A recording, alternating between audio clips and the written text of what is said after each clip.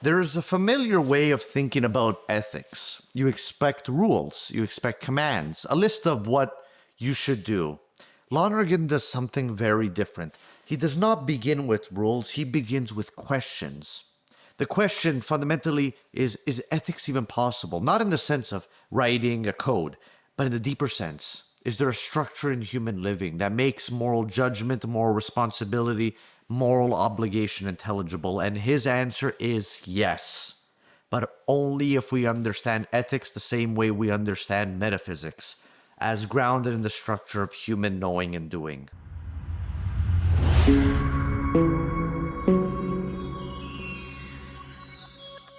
So today we're going to do three things. First, we are going to clarify the key notions: good, will, value, and obligation. Second, we are going to analyze freedom, not freedom as a slogan, but as structure. And third, we're going to confront the hardest question. If ethics is possible in principle, why is it so difficult in practice? So let's begin with our terms. Let's begin with the good. Lonergan makes a simple but decisive mood. As being is intelligible in one, so also being is good. But there is a complication there. We do not discover the good simply by thinking. We discover it by extending intelligence into deliberation and decision. So the question then is, what is the good? Lonergan answers in levels. First, there is the good as object of desire. Think of food, of comfort, of pleasure. These are goods. They satisfy, but they also have opposites: pain, aversion, frustration. So at this level, the good is unstable because it's tied to feeling, and feelings change. But there's a second level, the good of order. What is the good of order? This is not what any single person wants, like the first level of particular goods. It's the system that makes satisfaction possible: the economy, the family, the polity, the network of relations that organizes individual desires into a functioning whole. And this is already a major shift because the good is no longer just what I want. It's the structure that makes wanting workable. And then there's even a higher level, the third level, the level of the good of value. Value emerges at the level of reflection and judgment, the third level of our intentional cognitional process. That is, not what I want, not even what works, but what is worth choosing. This is decisive. It's decisive because value introduces responsibility. You are no longer just a subject of desires, you are a subject who chooses. And this leads directly to will. Lonergan defines will actually quite precisely. That is, will is intellectual appetite. Just as hunger is directed toward food, think of our particular goods, the lowest level. So will is directed toward what intelligence presents. And here he distinguishes three levels again: will as capacity, willingness as habit, and willing as act. Willing as capacity. Capacity means you can choose. Willingness means you are disposed to choose in certain ways. And willing is the act of deciding. And that act is crucial because it is not just knowing, it is doing. Now, that is the key transition. That is, the same consciousness, the one that we have been describing up to and including this chapter, that same consciousness that knows also decides. And that creates a new demand, that is, a demand for consistency. if you know something is true, what will you do? This is the birth of what we can call moral consciousness. That is, it is not imposed from the outside in. It arises from within. That is, it arises from the demand for consistency between knowing and doing. And that demand is not a mere faculty. It is not optional. It is built into rational self-consciousness itself, into that structure.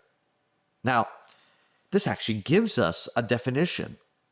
Value is the good as the possible object of rational choice. And from this, as you could perhaps anticipate by now, a structure emerges. Values can be true or false, depending on whether they align with intelligence and reason. Values can be terminal or originating. That is, terminal values are what you choose. Originating values are what shape your willingness. They can also be actual. They could be in process, or they can be in prospect. Already realized, that is, being realized, or only considered. And values are obviously hierarchical. Some goods condition others, and some are more fundamental. The right to life, for example, that good being necessary for all other rights. This hierarchy obviously is not imposed. It emerges from reflection, from asking what really matters. That's an important question. Now, we actually arrive here at a powerful point. That is, the good is not just subjective. It's not just preference. It is structured. And that structure can be discovered. And from that structure, ethical precepts can be derived. That is, they're not imposed. They are derived from the very process of questioning what is truly good. Now, here we can move to freedom. Like I said, freedom not as slogan. No. Freedom is often misunderstood, which is unsurprising in late modernism. It's either misunderstood as total independence or as mere illusion. Lonergan rejects both of these interpretations.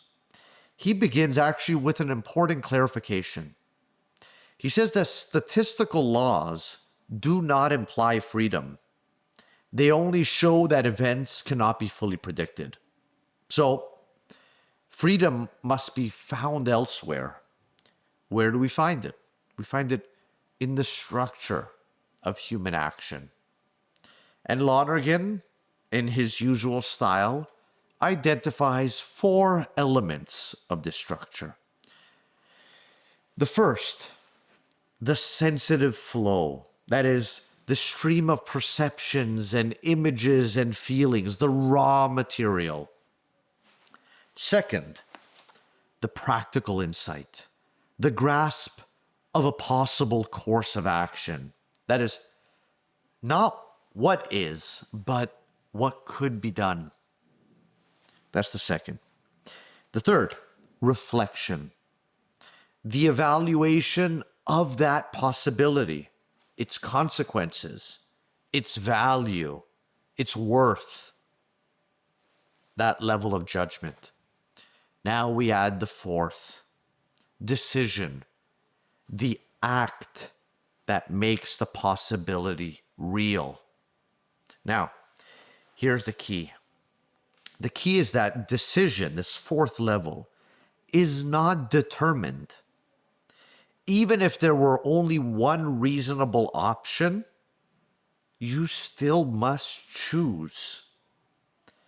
And what does this do? Well, this choice reveals something fundamental. It reveals that freedom is not randomness. That means it's not arbitrary. Freedom is a special kind of contingence. It arises not from lack of order, but it arises from the fact that order must be chosen. And that is exactly why freedom forces responsibility. Because it is that very same act that chooses, that also defines you. So, you do not just choose an action. What you actually do is you're choosing yourself as acting. And it's here that Lonergan himself makes a very critical distinction. He makes this critical distinction between essential freedom and effective freedom. What's the difference? Essential freedom is the structure. You can understand, you can reflect, and you can decide. Effective freedom is the range. That is, what you are actually able to do. And as you can imagine, this range of what you are actually able to do is limited. It's limited by things like circumstance, or by habits, by knowledge or lack thereof, by willingness or lack thereof. So that means that freedom is obviously not absolute. Freedom must be developed. And this, as some of you may be able to imagine, leads to a paradox. To become free, you must choose to become free. But to choose that, you must already have some freedom. That is, so freedom grows through development. Now, that's a lot, but now we actually arrive at the hardest part. That is, the problem. What is the problem? Well, if ethics is grounded in rational self-consciousness, experience, intelligence, reasonableness, and hopefully decision, why do we fail? Lonergan gives us a sharp answer to this hard question. The problem is not our ignorance. It is the incapacity for sustained development. That is, we do not consistently follow demands of intelligence and reason. Instead of following these demands, we drift. And that drift also has a structure. There is conflict. There is conflict between positions and counterpositions. There is conflict between what is reasonable and what is convenient, what is expedient. And this produces what Lonergan calls, drawing from mathematics, a social surd. What is a social surd? It's a mixture. It's a mixture of intelligence and irrationality. It's a mixture of progress and decline. And this is not just individual. The social surd is social. It goes beyond the individual. Groups also make decisions. Societies develop patterns. And those patterns can, and I'm sure we could think of examples, be biased. So the problem of ethics actually becomes historical. It is not just, what should I do? The question is also, how can a whole system, that is, of individuals and societies as wholes, sustain rational development that is needed for responsible decision-making? Lonergan is uncompromising when trying to give an answer here. The problem is radical. The problem is permanent. It's not solved by theory. it's also not solved by revolution or by force. Why? Well, because the problem lies in the structure itself. What does that mean? If it lies in the structure itself, the solution must be something more. It must be a higher integration. So it must not be imposed, but it must emerge. It is emerging. An integration that respects freedom, but overcomes its limitations. Lonergan calls this, if one recalls from our previous episode, a further manifestation of finality. That is an upward movement, that higher integration. It is an upward movement beyond what we have already achieved. And here, Lonergan actually leaves the question open for us.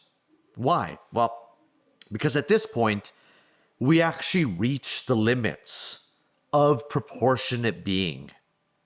And once we reach the limits of proportionate being, we're forced to ask a question.